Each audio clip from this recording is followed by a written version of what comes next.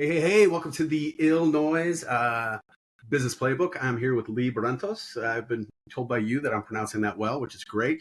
Yeah. We're here with Paint Life, which is the company that you represent.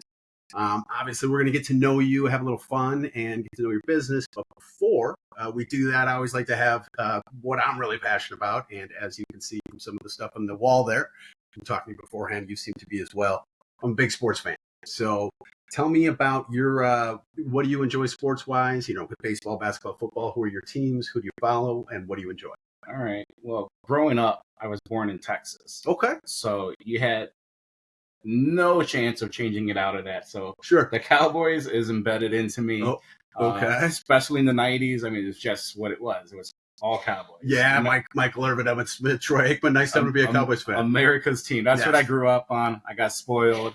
Not so much now, but okay. Well, this year's been a little rough for you guys. Yeah. You guys have 3 consecutive 12-win seasons, but this year's a little tough for you guys. Yeah, a lot of changes need to happen, but then we moved to Chicago. Okay. And all I knew was football growing up. That's all it was. Nice. I lived in a town where they were closed down early, and it was football. Okay. Football. Come here, they're like, you gotta like the Bulls. I'm like, okay. Again, I come out in the early 90s. Oh, sweet. So my first team. Yes, the man, the goat. Yes. You get to see him in person? Yeah, I did. Okay. My dad has gotten a couple of tickets for us, and my uncle, and yeah, it's pretty cool.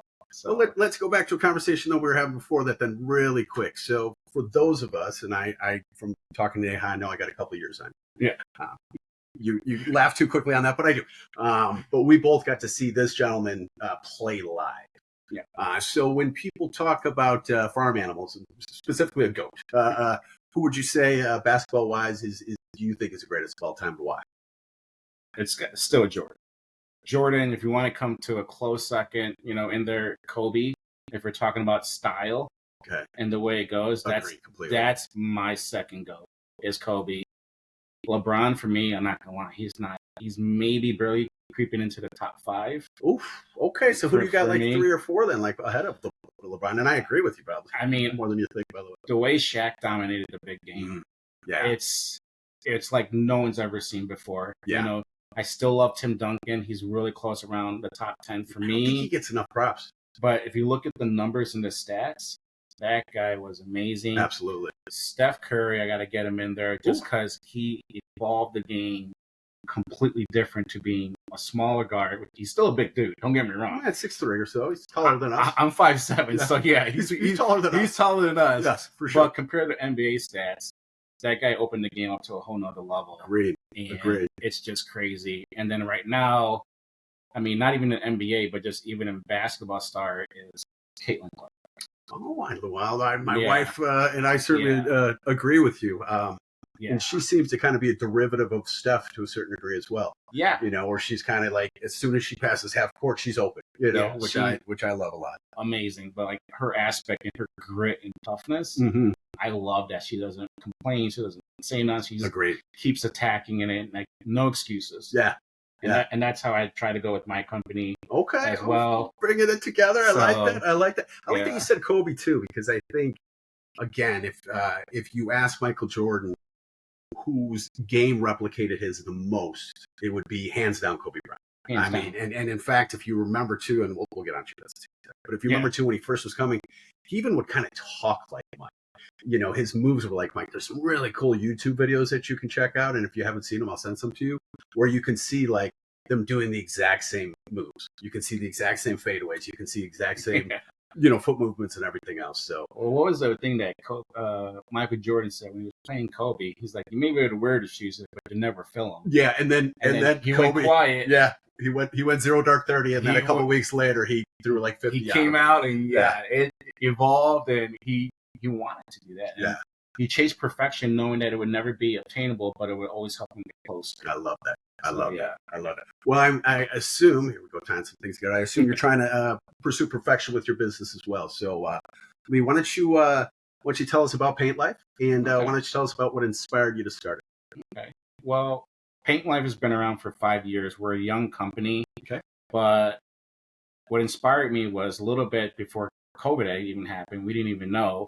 I was actually trying to help somebody out who needed a job, get them into it. Mm-hmm. Next thing you know, I'm making more money. doing this, working part-time. And I was like, this is crazy. And then I had reps from Sherwin-Williams, Benjamin Moore, and other painting companies reaching out to me, trying to get me to be, like a preferred vendor for them, for me. And I was like, what is this? And then they saw the quality of work that we were doing.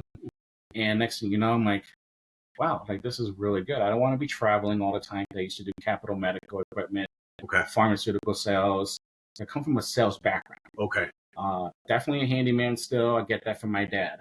So my dad was always doing improvements on the houses, painting, staining, remodeling. So growing up with that my whole life really just let me see that this is obtainable.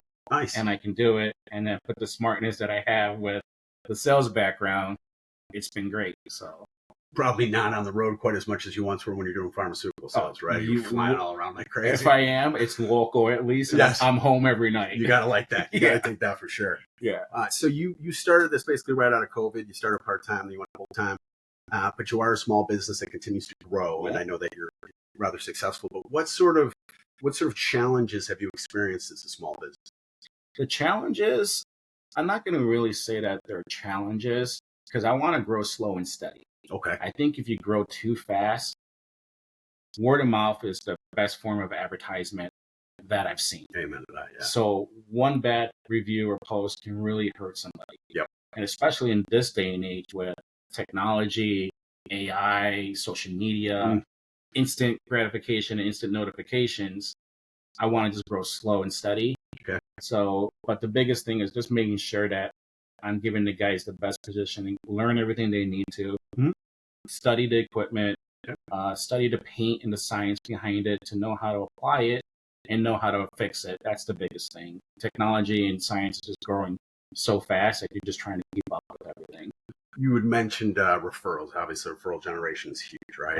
And let's be honest, that's a nice free way to acquire your customer base too, right?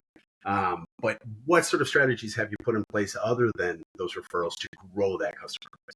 I'm old school. I like to get in front of people. So whether it's through chamber events, networking events. The Algonquin Chamber. Yeah. Yep. I'm actually a board member there. Oh, look at you. Nice. Board member of Algonquin Lake in the Hills. Nice. And affiliated with a lot of other chambers. And the biggest thing is just getting out there, not even trying to sell people, but just getting to know people. Everybody knows somebody who's bought a house, who's selling a house, who's doing a remodel, or who wants to do something. It's easy. It's paint. Sure. And it's the easiest form to transform something into something magical and amazing. Right.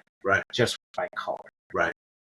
So by just talking to people, having a presence, and then they see my portfolio, it speaks for itself, and it's not really too hard. You just get out there and be a good person. Right. And commit to what you say you're going to do. So you're going to a lot of ribbon cuttings. You're going to a lot of like happy hour events, stuff like that. Is that some of the way you meet people and stuff like that? Definitely. Definitely. And you are, again, and you kind of mentioned this, but being in the corporate world for quite a long time too, you've made a big point, right? Like if you make somebody happy, they're going to probably tell like 10 people. But if you don't make somebody happy, they're going to tell like 100 people, right? So it's a big priority for you to like, obviously you're very passionate about what you do. You want to make sure you're doing a good job, which obviously you seem to be doing. Definitely. Awesome. You've been doing this for a while now. Yep. And one of the greatest things about being a successful business owner is not to be reactive, but to be proactive, right? So to kind of see what's going on. Yeah. So what sort of future trends do you see in your industry happening, and how do you feel like you're going to be able to manage those trends? A couple of things that we've noticed is that ever since COVID, when everybody has been home, that we've been doing probably, I would say now, about 90% residential. Versus it was almost an even split doing commercial and residential at the same time. But some of the trends were like kitchen cabinets. It's one of our specialties where we used to stain them all the time. Yep. Now we're painting them all the time.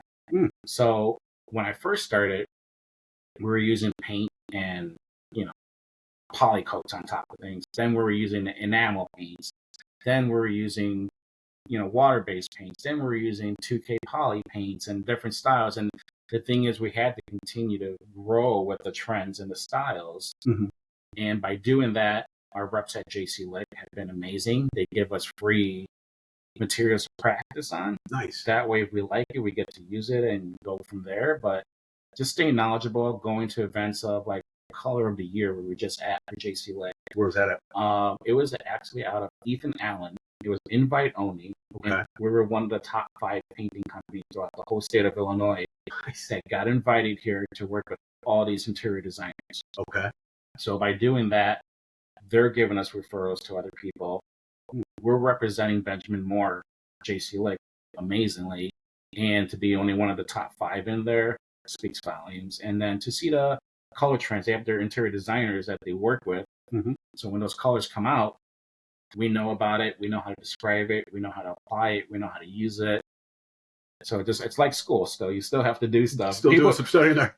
People think it's just, you just slap on paint. No. There's a lot that goes into it. Sure. Learning undertones, colorants, what matches, what doesn't, and how to fix things, patches and tape joints and everything. So there's a lot. Nice. Okay. We hopefully you've checked out the Illinois podcast, but what we try to do with our podcast is not only talk about sports, but entertainment and quite frankly, just to have a lot of fun. But we also do like to kind of hit at the heart of things, and we like those moments, those things. So tell us real quickly about a time that you can remember where it really stood out to you, and it's really a moment of success that's kind of like stuck with you, to this moment. There's 2 of them. One was when I got my first warehouse. That was a pivotal moment that I knew like I made it to a certain level to where now I look at it like not taking jobs, but that I can help families. That's the way I look at it. Sure. So the fact that I'm able to help out multiple families at once and grow the crew and have more internal work at the warehouse with kitchen cabinets, doors, crown, spring, trim, you name it. That really was a pivotal moment for me. That's wow. I was very proud. I bet. The second one is that learning what paint can do for people. I went into a house for a client and she had gotten divorced. She had had a miscarriage and she didn't want to live in this beautiful house that I went into. I was like, I was in awe. She wanted to change it. But because she couldn't see it for what she was going through, what she should, she obviously grieve and everything, I wanted to help her change it. So we got a color consultant, interior designer. We ran through with it. She made a decision to keep the house. She came back after she went away for her parents for like 2 weeks, came back and was just flabbergasted. That's awesome. And she was crying. She could breathe again, she said. She was so happy and just a new start. Yeah. And all from paint. That's awesome. That's awesome. So that right there is why I do, and I love to see people's reactions. I mean, that was a little deep there, but I never knew what that could do for somebody. Man, Lee, you are a passionate man. I love when somebody loves what they do, and you obviously love what you do, man. I do for sure. How do people get a hold of you? How do people reach you? The best way is to go onto my Facebook page, paintlifeloc.com. Okay. It's my website, Paint Life LLC, Facebook. Phone number is 847-507-5111. It's a real number. Sounds fake, but it's legit. But yeah, that's as simple as way. Awesome. Well, listen, Lee, we really appreciate you coming here, man. Really enjoyed getting to know you. Awesome. Getting to know about your business too. So thank you so much, and everybody take care.